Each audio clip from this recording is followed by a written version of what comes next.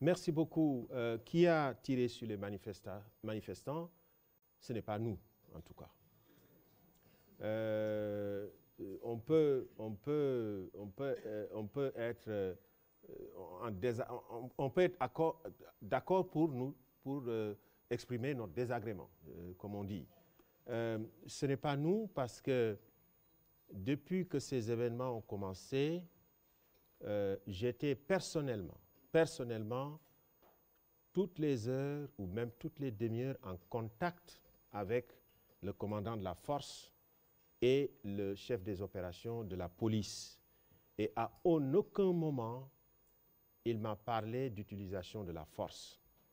J'ai même eu à le lui rappeler à chaque fois que, en tout cas, faites tout pour que ce soit que des tirs de sommation, peut-être des grenades lacrymogènes. Et même si vous voyez les images, on était même obligé. Figurez-vous, si on avait tiré sur cette foule, on n'aurait pas 5 morts, on n'aurait pas 10 morts, on aurait des centaines de morts. Vous avez vu ces images? À un moment donné, on a été même obligé, face à l'impuissance d'arrêter cette vague de marée humaine qui s'est jetée sur cette base, de mettre des conteneurs. Vous savez, cette base logistique, pour ceux qui connaissent Goma, M. Moulegua connaît très bien, c'est notre base logistique. On a des centaines et des centaines de conteneurs. On a été obligé, je dis au commandant de la force, trouver tous les moyens, sortez les barbelés, machin et tout, mettez ça contre la porte pour que les gens ne puissent pas accéder. Mais il y avait des centaines de manifestants. Donc si des tirs ont eu lieu, je ne sais pas d'où ça provient, mais je peux vous assurer que dans nos règles d'engagement, nous sommes quand même les Nations Unies. Il y a les droits de l'homme. Nous ne pouvons pas tirer sur des civils. C'est interdit, à moins qu'il y ait une légitime défense. Maintenant, il n'y a pas eu ces circonstances, justement, monsieur. Il n'y a pas eu cette légitime défense. Parce que s'il y en a... On n'est pas dans un dialogue. Voilà, on n'est pas dans un dialogue. Alors, pour terminer, c'est une question extrêmement importante. Comme le ministre l'a dit, nous sortons d'une réunion avec le Premier ministre. Et la décision a été prise là-bas qu'il faudrait mener des enquêtes. Et au sortir de cette communication que nous avons, nous allons donner des instructions à notre police scientifique de travailler avec la police nationale congolaise pour immédiatement identifier ces corps dont on parle et de faire des enquêtes balistiques. Parce qu'avec les balles qui ont été tirées ou je ne sais pas quoi, on peut identifier parce que tous nos armes sont marquées, toutes nos munitions sont tracées. Nous avons une base de données et nous allons enquêter sur ces choses-là de façon claire, de façon transparente, et ceci va être mis à la disposition du public. Donc je peux vous assurer qu'en tout cas, au moment où je vous parle, la force s'est retenue. Et Dieu seul sait qu'ils étaient sous pression énorme. Les gens les ont poussés pratiquement à l'extrême pour pouvoir accéder à ces entrepôts-là. Parce que c'était ça l'objectif. Pour piller, pour prendre des choses, etc., etc. En ce qui concerne votre deuxième question, je sais que ça, c'est dans le psyché social, cette interprétation qui a été faite des déclarations de Mme Keïta. Je pense que nous sommes en diplomatie internationale, nous sommes en relations internationales, on n'a pas besoin d'aller dans les détails. Ce qu'elle a dit simplement, et je vous renvoie au texte de sa déclaration au niveau du Conseil de sécurité. Il est très clair.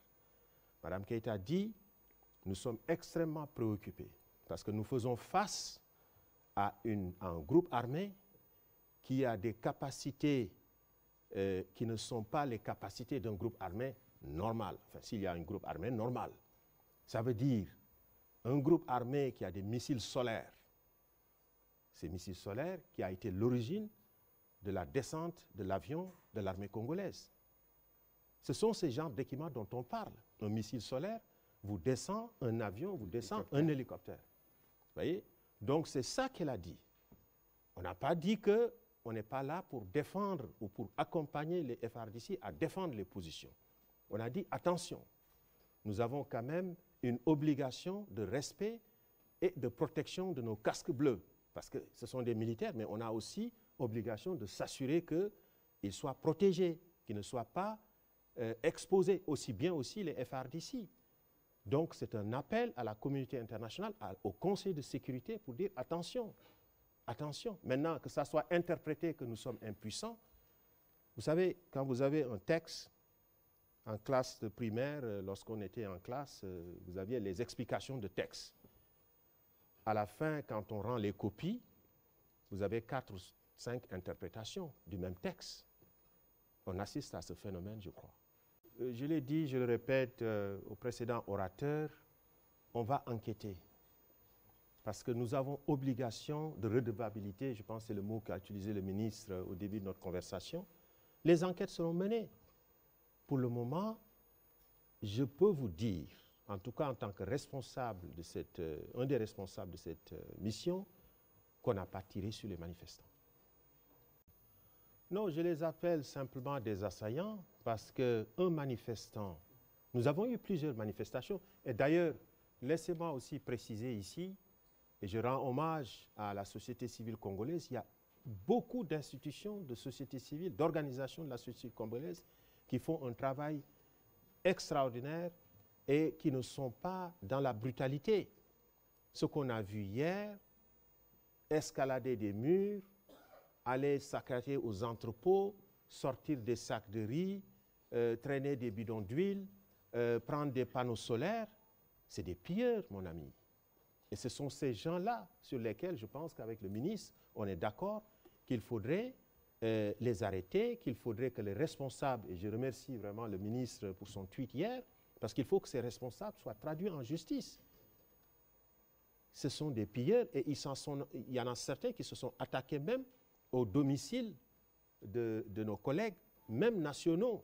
J'ai eu des appels de détresse de part de collègues congolais qui me disent, écoutez, ils savent que nous sommes de la MONUSCO, donc ils viennent vers chez nous parce qu'ils pensent qu'ils vont trouver des choses ici. Ce sont ces gens-là que j'appelle des assaillants. Mais je ne parle pas, je ne globalise pas avec la société civile congolaise. Parmi eux, il y en a qui font un travail extraordinaire et dont il faut saluer le courage parce qu'il y en a beaucoup qui nous ont envoyé des messages de sympathie en disant nous nous dissocions complètement de ces gens-là parce qu'on peut protester. Comme je l'ai dit, nous sommes une organisation à l'origine basée sur les droits humains. Donc, on peut protester et on a reçu, moi j'ai reçu plusieurs fois à Goma, des associations qui sont venues me présenter leur mémorandum d'explication ou en tout cas leur mémorandum de requête et sur lesquels nous avons une discussion civile.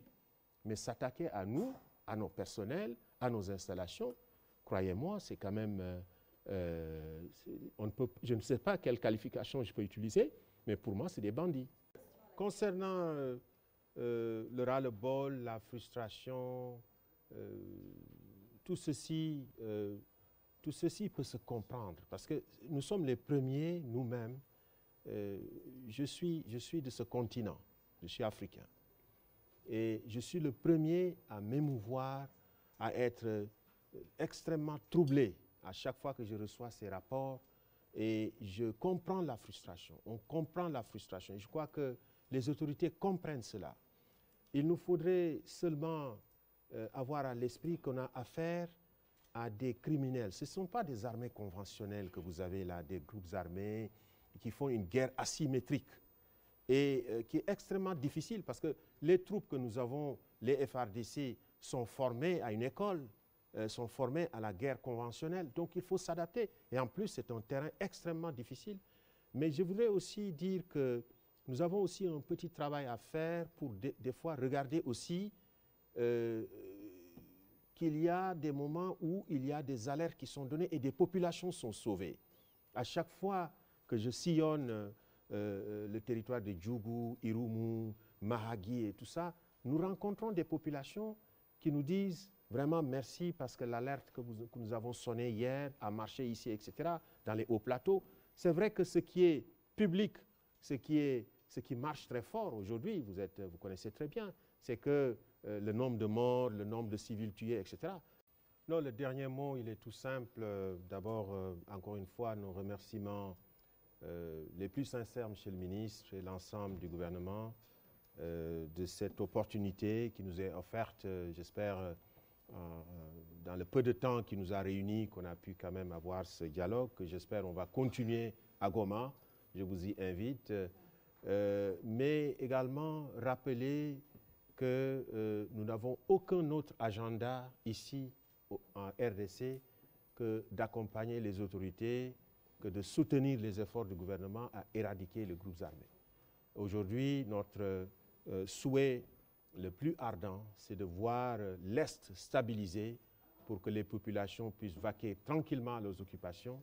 C'est une région extrêmement riche d'opportunités et je crois que nous sommes à vos côtés et nous nous inclinons vraiment avec humilité sur les manquements, les faiblesses que nous pourrions avoir. Nous sommes dans une œuvre humaine et toute une œuvre humaine a ses défaillances, mais nous vous promettons que nous ferons de notre mieux dans la limite de nos moyens.